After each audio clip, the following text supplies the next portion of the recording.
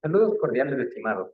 Bienvenidos a su clase final de este semestre de Psicología de la Personalidad, la cual culminaremos con un análisis del estado actual de la personalidad, también conocido como estado del arte.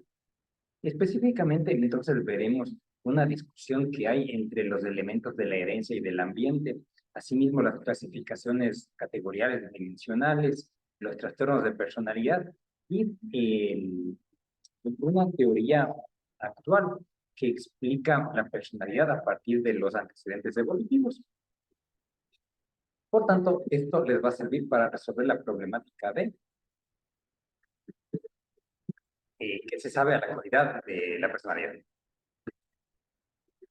Entonces, comencemos con estos apartados de las clasificaciones. Recordemos que se refiere a cómo ordenar datos. Una clasificación es una forma de ordenar datos. Por lo tanto, para ordenar los rasgos de personalidad, hay dos tendencias. Unas son agrupaciones que se llaman categoriales. Ahí está, categoriales. Y son aquellas que se organizan a los rasgos según su similitud, Y se tiene la idea de que estas agrupaciones son independientes. Entonces, podemos tomar como un ejemplo que estamos en un aula y podemos dividir a la gente que son hinchas no sé, de Boca, de River, de San Lorenzo. Y uno entonces pensaría, no, lo que pasa es que si es hincha de Boca, no puede ser hincha de River y no puede ser hincha de San Lorenzo, sino son categorías excluyentes. Entonces, la psicología en general trabaja de esa manera, o sea, agrupa rasgos que, que, que en teoría, si tienes una, no podrías tener las otras. Por eso es que dice, son organizaciones de grupos, en teoría, independientes, que se forman a partir de similitud de las características. Entonces, un ejemplo son los manuales diagnósticos como el DSM-4, DSM-5, etcétera, porque son libros en donde se han agrupado síntomas mentales. Entonces, los síntomas que pertenecen a la depresión se parecen entre sí. Y en teoría es un grupo que tiene independencia de otros grupos. Entonces, acá ponemos como un ejemplo muy didáctico, más que alguien que presenta inadaptación a las normas sociales, deshonestidad, impulsividad, agresividad, le podemos poner en la categoría antisocial. O la depresión incluye los síntomas como tristeza, llanto fácil, cansancio, etc. El problema de estas clasificaciones es que siguen generando una cantidad de crítica importante, porque es la lógica que ha utilizado la psicología y otras ciencias de la salud mental. Entonces, hay muchos autores que proponen que esa clasificación o esa lógica de organizar de manera categorial no es adecuada, sino que debemos pasar a un sistema dimensional. Entonces, vamos a explicar una clasificación dimensional a partir de los problemas. Entonces, quiere decir que estas lógicas como las que se ha organizado en la psicología y otras ciencias han generado problemas como que existe un excesivo codiagnóstico. Es decir, que en la práctica es común encontrar personas que salgan de nuestros consultorios con varios diagnósticos. O sea, esta persona entonces tiene ansiedad, aparte de esto tiene depresión, aparte de esto tiene tal problema, tal y tal cosa. Es decir, que estadísticamente hay una cantidad alta de gente que tiene codiagnóstico. Y alguna vez conversamos en clases de que si hay alguien a quien le calzan varias categorías, te genera un olorcito de que parece que la clasificación no está tan bien hecha. porque por concepto la ciencia es simple, pues. Entonces, si vemos que hay una cantidad alta de gente que tiene varios diagnósticos en uno mismo, te da la idea de que algo no está funcionando tan bien. Otro problema de la clasificación categorial es que existe una diferencia muy grande entre gente que tiene un mismo diagnóstico. Entonces, aunque esto es clase de psicopatología, quiero resumirles que para que una persona tenga un diagnóstico de alguna enfermedad, tiene que cumplir algunos criterios. Ejemplo, inventado. Para que una persona tenga depresión o trastorno depresivo, tiene que presentar, estoy exagerando, ¿no? Llanto fácil, llorar con facilidad, tener un cansancio general, ideas de hacerse daño y visión pesimista del futuro. Entonces, en este ejemplo didáctico nos dice que para que una persona tenga depresión, tiene que cumplir sí o sí todos los criterios diagnósticos. Entonces, si tiene todos, presenta depresión, pero si no cumple con todos los criterios, no tiene depresión. Y lo que sucede es que cuando tenemos personas que cumplen todos los criterios y por ende les cae la categoría depresión, esas personas que tienen depresión difieren bastante entre sí. Es decir, que es como que nosotros estuviéramos en un aula de clase y tratamos de dividir a la gente por sus similitudes. Y se nos ocurre dividirles según edad. Alumnos más jóvenes de alumnos más experimentados. Y uno se pone a ver a los dos grupos y te pones a pensar, bueno, son dos grupos, pero entre los chicos que son más jóvenes hay mucha diferencia, porque hay algunos que tienen 18 años, o hay algunos que son muy altos, otros que son muy bajos. Es decir, que gente que por más que tenga un mismo diagnóstico, se observa que en esa enfermedad tiene muchas diferencias. En esta diapositiva estamos viendo los problemas que tiene la clasificación categorial, es decir, las bases que fundamentan la creación de otro tipo de clasificaciones, o sea, dimensionales. Entonces, recapitulando, las clasificaciones categoriales tienen el segundo problema, que es que gente con un mismo diagnóstico es muy distinta entre sí.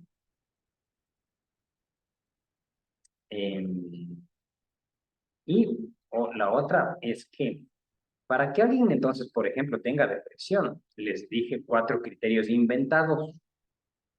Y si no cumple los 4 criterios inventados, no le puede poner deprimido. Pero si se fijan, el hecho de tener 1, 2 o 3 criterios no es depresión. Porque el manual nos dice, solo si tiene estas 4, póngale. Pero si tiene 2 o 3, no es depresión. Entonces, si no es depresión, ¿qué es? Calzaría entonces en población que está saludable. Pero vemos que el sujeto no está saludable porque tiene criterios de patología. No tiene suficiente patología como para ponerle el diagnóstico. Pero el punto está en que ese es un huequito que hay, pues. Es decir, que hay una brecha importante entre los sujetos que cumplen los criterios para que les podamos llamar que tienen una enfermedad y los que no. O en palabras distintas sería como que hay una distancia muy grande entre la salud y la enfermedad, porque hay un montón de gente que está en el medio. Y al estar en el medio, según las clasificaciones categoriales, está sana, pero no está sana porque tiene síntomas. Entonces, si nos fijamos en mis manos, las clasificaciones categoriales piensan desde una lógica de todo o nada. Es decir, bueno, usted está acá a nivel de salud. Si tienes 4 síntomas, ¡pum!, ya tiene enfermedad. Es decir, tiene o no tiene. Por tanto, desde varios años hay científicos que están enfocando que dejemos de ver la ciencia con clasificaciones categoriales. O sea, ¿tiene o no tiene? Es como dos cajas, o sea, el blanco o el negro. Entonces, aprobado o reprobado. O ese ejemplo voy a utilizar. Es como que del 1 al 5 tengamos acá alumnos que tienen 0 y que reprueban, y que acá entonces tenemos categorías de 4 y 5. Entonces tenemos chicos que aprueban con 4 y 5 y los otros que desaprueban. Pero ven que el que sacó 0 y el que sacó 3 reprobó, pero hay una diferencia entre ellos. Entonces, esta lógica inspiró a que se piense de esta manera. En vez de pensar en criterios de ausencia o de patología, ¿qué les parece si pensamos en dimensiones? Me explico, sería totalmente sano. Sano y me invento un poquito enfermo. Sano y parcialmente enfermo. O sano previo a enfermedad, enfermo. Entonces, ven que de esta manera, en vez de manejar dos criterios, sanidad y enfermedad, o sea, la ley del todo o nada, hemos puesto dimensiones, o sea, hemos puesto los pasos que llevan de un lado al otro. Entonces, es posible que en los siguientes años o décadas las ciencias mentales dejen de utilizar esta lógica categorial todo o nada y se metan en lógicas dimensionales. Un ejemplo de clasificación dimensional es el Big Five, porque recuerden que ahí tenemos en un lado gente que tiene, por ejemplo, alta extraversión y por el otro lado alta introversión. Entonces, no es que tienes una u otra, sino hay gente que tiene alta, pongámosle, un poco de extraversión situacional, un poco de introversión. Entonces es dimensional porque hemos visto cómo se va moviendo desde un extremo al otro. No es que azul o rojo, no es que azul o negro, sino hay grises. Entonces, es muy posible, como les digo, que en los siguientes años se dejen de utilizar las clasificaciones categoriales y se cambie a un estilo más dimensional, porque eso ha pasado en personalidad, porque antes era, recordemos, o era personalidad oral o era personalidad anal, según Freud, como ejemplo directo. En cambio, en el Big Five vemos que, o sea, son dimensiones, pues, o sea, que va de un extremo al otro. Sin embargo, todavía es temprano para hablar de que la psicología va a cambiar a clasificaciones dimensionales, porque todavía no se sabe muy bien cómo se va a hacer esa vuelta, porque clasificación categorial hay como 800 enfermedades, 800 enfermedades. Entonces, si tomamos solo el caso de la depresión, o sea, el sano y la gente que tiene depresión, si aplicamos algo dimensional, capaz que tendrían que formarse entonces por lo menos 4 diagnósticos. Un poquito depresivo, situacionalmente depresivo, casi depresivo, depresivo. Entonces, todavía no se sabe bien cómo se va a hacer esa vuelta de lo adimensional en enfermedades, porque si actualmente con categorías hay 800, si multiplicamos por 3 o por 4, sabrá Dios cuántas enfermedades o cuántos diagnósticos se van a generar. Pero bueno, la cosa es que está importante que entiendan esas limitaciones de los libros como el CIE-10 y los DSM, o sea, los manuales diagnósticos y estadísticos, porque eso les va a acompañar el resto de la carrera. Entonces, eso acerca de las clasificaciones. Ahora quiero hablarles también sobre otro tema, que es la discusión acerca de la herencia o del ambiente. ¿Cuál de los dos es lo que más pesa a nivel de los rasgos de personalidad? Para esto hay que recordar una distinción que la personalidad antes utilizaba otros términos. Entonces, para hablar sobre los aspectos biológicos, o sea, los aspectos heredados de la personalidad, se le llamaba antes temperamento. Ejemplo, un niño de 1 año tiene temperamento, porque no es que el ambiente ha tenido suficiente tiempo como para enseñarle cosas. Por eso es que si comparamos dos niños de un año, nos damos cuenta que son distintos, porque uno puede ser así muy calladito y el otro muy relajoso, aunque hayan nacido en la misma casa. Entonces, quiere decir que hay rasgos que se diferencian o que son puramente biológicos.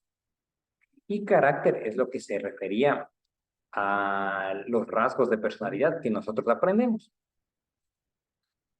Entonces puede que el bebé calladito y el bebé relajoso, si nacen en un ambiente de familiares que estudian, puede que ambos sean estudiosos, aunque uno sea calladito y el otro más relajoso.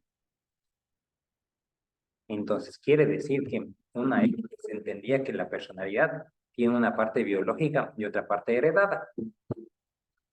Por eso es que podríamos afirmar que los animales tienen temperamento, o sea, elementos muy biológicos. Bueno, el punto está en que ambos, lo biológico y lo social, interactúan, pero parece ser que lo que más importa, hablando de la personalidad, es lo biológico, ya que se han dado una cantidad muy larga de estudios que han logrado responder qué es lo que más importa, la herencia o el ambiente. Y para no hacer largo esta vuelta, se resume con que hubo investigaciones que compararon la similitud entre gemelos. Similitud entre gemelos. Recordemos que los gemelos son dos personas con un mismo ADN. O sea, básicamente es una misma persona que generó una supermitosis y sale como una especie de clon. Entonces, los gemelos se caracterizan porque eh, fue una mórula que fue inseminada por un espermatozoide y un óvulo. Entonces, se formó esa mórula. Y el punto está en que por una razón X, en vez de hacerse un ser humano, se divide en dos y forman dos seres humanos distintos. Entonces ven que fue un óvulo y un espermatozoide, genera un ser humano que se duplicó. Por lo tanto, son dos personas idénticas a nivel genético. Por eso es que cuando nacen son igualitos. Entonces se hicieron estudios en esta gente que tiene igualdad genética. Y ahí se encontró que los gemelos son muy parecidos en sus rasgos de personalidad, aunque la gente que viva con ellos diga, no, lo que pasa es que el uno es muy diferente en comparación con el otro, es falsa esa vuelta, porque claro que van a tener diferencias, pero son las exageradas por la gente que les conoce. Entonces, en gente gemela se encontró que la personalidad se parece más de lo que se diferencia, se parece más de lo que se diferencia.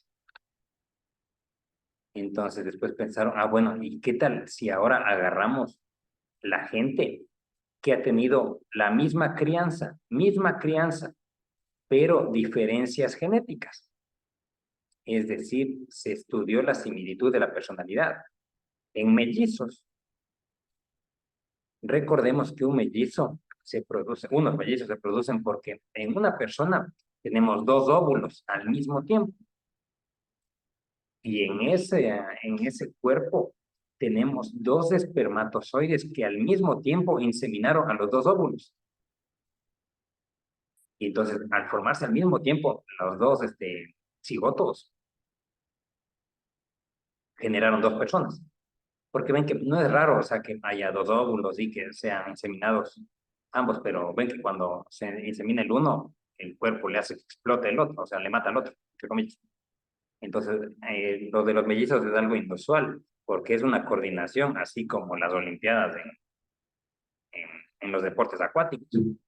Entonces, se forman dos personas que genéticamente son diferentes, porque ve que son dos óvulos distintos con dos espermatozoides distintos.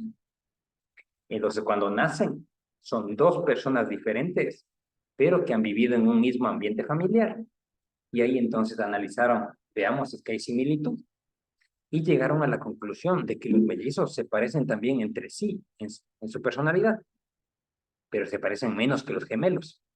Y uno se pone a pensar, híjole, pero ¿Cuál es la diferencia entre el gemelo y el mellizo? Si los dos pares vivieron con sus, o sea, compartieron crianza. Entonces, ¿será que los gemelos son más parecidos entre sí? Porque además de compartir la crianza, compartieron genes. Mm, interesante. Entonces, eso inspiró a un conjunto adicional de pruebas, las que por ahora son las más bravas y la evidencia más dura que hizo ganar a la pulseada biológica. Porque dijo, ¿y qué tal si hacemos esto? Un grupo de científicos, me refiero.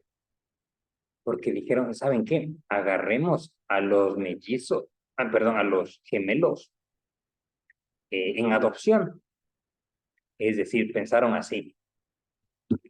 Tenemos una madre que ha dado sus gemelos en adopción. Pensemos que sus gemelos se llaman Juan y Luis. Juan y Luis son gemelos. Han ido a un centro de adopción. Y entonces lo que sucede es que los padres adoptivos no siempre se llevan a los dos gemelos, sino agarran solo uno. Entonces, si Juan y Luis son gemelos, y Juan y Luis han sido criados de forma separada, o sea, Juan y Luis no se conocieron entre sí, entre comillas, y Juan y Luis tampoco conocieron a sus padres biológicos.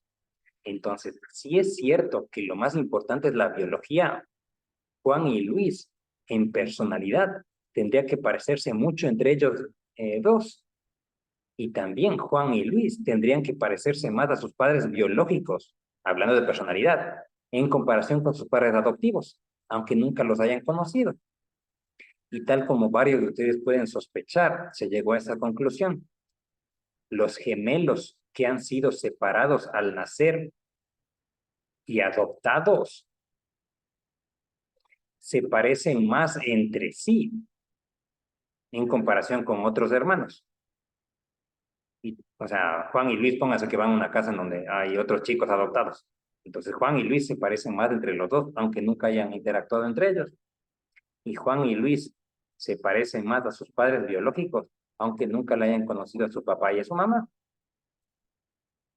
Y esa entonces, por ahora, es una prueba grandísima que dice, exagero, a ver, bueno, entonces, posturas sociales, invéntense algún experimento que sea más complejo que esto que se me ocurrió para que puedan afirmar que lo social es más importante.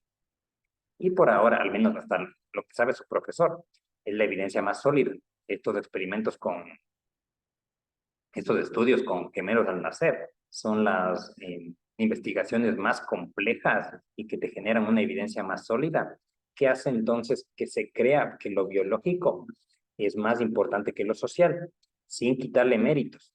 Es como una casa, ven, o sea que sin el cimiento se viene abajo, pero sin las paredes y sin el techo, o sea, tampoco, no hay casa, pero sin cimientos se fregaron, aunque el otro sea importante. Entonces, quiere decir que hasta ahora lo más importante en personalidad y en general en el psiquismo sigue siendo el aporte biológico. Así que eso nos lleva a varias conclusiones como, miren, o sea, qué importante ha sido esta vuelta de los genes. Por otro lado, también hay intriga acerca de la estabilidad y el cambio en la personalidad. De lo que se sabe, los rasgos son bastante estables. Es decir, los seres humanos sí van cambiando su personalidad. O sea, hay años o etapas que somos más extravertidos y que eso baja un poquito, etcétera, con los otros 5 factores. Más en general, la personalidad se mantiene bastante estable. Sí puede ser modificada en su expresión. En su expresión, no es que alguien extravertido se va a volver introvertido, eso no pasa. Pero sí podemos enseñarle a que el extravertido se frene y sepa callarse, por ejemplo, en una clase universitaria. Ya. Pasemos a otro tema que seguramente les va a interesar a varios de ustedes, que es los trastornos de personalidad. Si bien es cierto, estos son contenidos de clases de psicopatología, quiero darles una base. Por tanto,